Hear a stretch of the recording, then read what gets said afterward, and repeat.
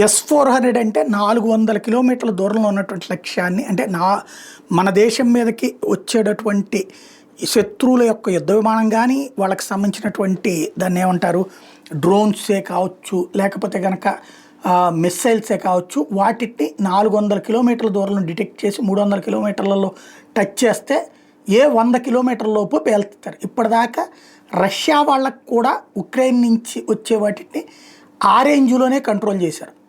But మన దగ్గర ఏంటంటే ఎక్విప్మెంట్ని సమర్థవంతంగా వినియోగించే తెలివితేటలు మన సైన్యానికి ఉన్నాయి.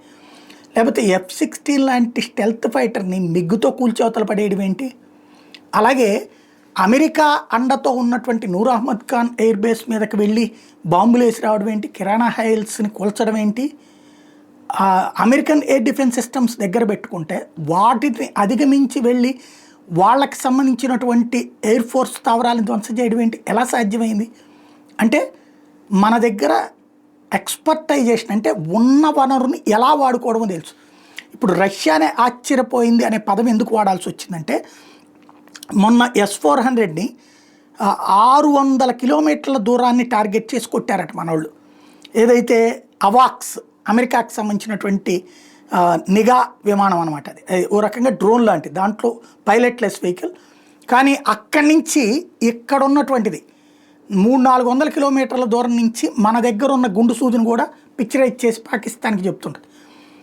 దాన్ని సరిహద్దుల్లో పంజాబ్ బోర్డర్స్లో ఉన్నటువంటి ఎయిర్ ఫోర్స్కి సంబంధించినటువంటి అధికారి కనిపెట్టాడు.